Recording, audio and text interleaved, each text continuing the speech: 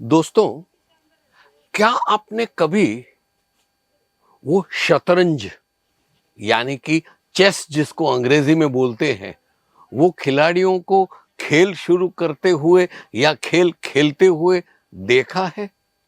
घंटों भर आमने सामने बैठे रहेंगे, कोई कुछ नहीं बोलेगा, बस बीच में पानी की सुस्कियां मारेंगे, एक दूसरे की तरफ ऊंची नजर से देखेंगे, फिर बंद।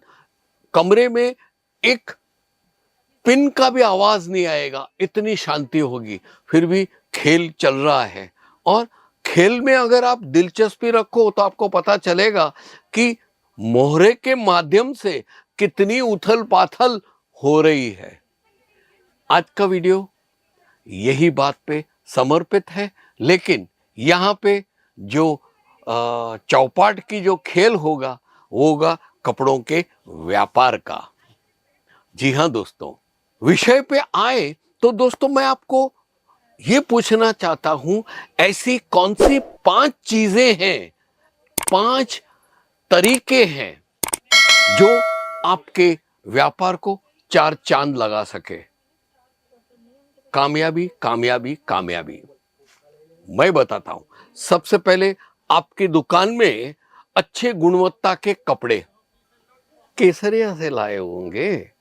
दूसरा होगा किफायती दामों में। तीसरा होगा आपका सेल्स का तरीका, क्या नीति नियम है आपके सेल्स करने का, किस प्रकार कस्टमर से आप डिस्काउंट का रिक्वेस्ट रिजेक्ट करोगे या एक्सेप्ट करोगे। दूसरा, गुड्स रिटर्न की पॉलिसी। ये गुड्स रिटर्न पॉलिसी मतलब क्या है? उनको एक समय दिया जाता है, आप ये कपड़े लेके जाते हो, लेकिन खराब किए बिना आप अगर दिन 7 के अंदर वापस लाओगे तो हम आपको रिप्लेस कर देंगे। ये सब सिस्टम है, ये सब पॉलिसी है, ये नीति नियम, ये सब होने से आपके कस्टमर आपसे जुड़े रहेंगे। चौथा आता है आपका दुकान, आपका शोरूम आपके शहर में कौन से एरिया में है, वो बहुत मायने रखता है। अगर सही जगह पे अच्छी तरीके से सजाया हुआ आपका शोरूम है तो आप कामयाब जरूर होंगे। और पांचवा और अंतिम है डाटाबेस।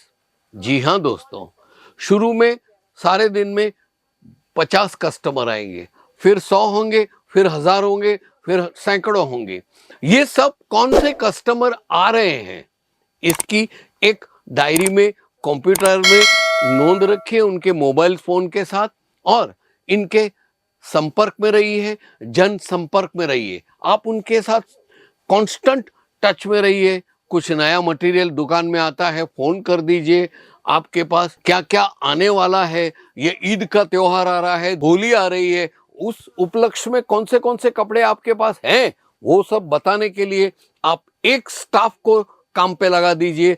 फोन करते रहे, कस्टमर्स की शादी ब्याह का डेट हो, एनिवर्सरी आई मीन, दूसरा है जन्मदिन, तीसरा है दिवाली की शुभकामना दो, उसको वैलेंटाइन डे की गिफ्ट भेजो, ऐसा सब करते रहो। दोस्तों, ये हो गई 5 चीजें जो आपके बिजनेस को एक सही दिशा में लेके जाएगा। और सिक्के की दूसरी बाजू वो ये है, ऐसी कौन से 5 तरीके हैं जो आपके बिजनेस को चौपट कर देगा, बर्बाद कर देगा। सोचा था क्या, हुआ क्या, वो नौबत आ जाएगी। वो 5 चीजें कौन सी है? पहली चीज ये है कि कोई भी नीति नियम के बिना बिजनेस शुरू कर देने का, बस बेचने का है। XYZ दुकान से कपड़े लेके आए, उसमें एक ही तरीके की साड़ी है, एक कस्टमर को वो 50% मुनाफे से बेच दी और दूसरे को 200% के मुनाफे से। ये नीति नियम वाला बिजनेस हुआ, ये आपको चौपट कर देगा। दूसरा आता है योजना का अभाव। कोई योजना ही नहीं है। आप रोज सुबह अपनी बाइक पे या अपनी गाड़ी के स्टीयरिंग पे बैठते हो, तब तय तो होता है ना, कुछ योजना होती है ना कि आपको ये चला के जाना किधर है, कौन सी दिशा में जाना है। ऐसी योजना न होने से आपका बिजनेस चलेगा नहीं। तीसरा आता है अनुशासन अर्थात डिसिप्लिन का अभाव। कभी 9 बजे दुकान खोला, कभी 8 बजे खोल दिया, कभी दोपहर को 4 बजे बंद कर दिया, वो शटर आधा बंद करके तकिए पे सर रख के सो गए। कोई डिसिप्लिन नहीं। कैसे भी नहाए धोए बिना आप जाके बैठ जाओगे दुकान में, कपड़े इधर उधर पड़ा है, देखोगे तो साड़ियों के साथ कुर्तियां भी पड़ी है, कुर्तियों के साथ पेटीकोट भी पड़े होंगे। ऐसी अव्यवस्था और डिसिप्लिन नहीं होने के कारण आप बर्बाद हो सकते हो। चौथा आता है अनुभवी सेल्स टीम। ये बहुत ही इंपॉर्टेंट मोहरा है आपकी चौपाट को जीत में लाने के लिए। आपके पास क्या है? कोई भी हेरा गहरा लट्टू कह रहे तेरे को नौकरी चाहिए, आजा।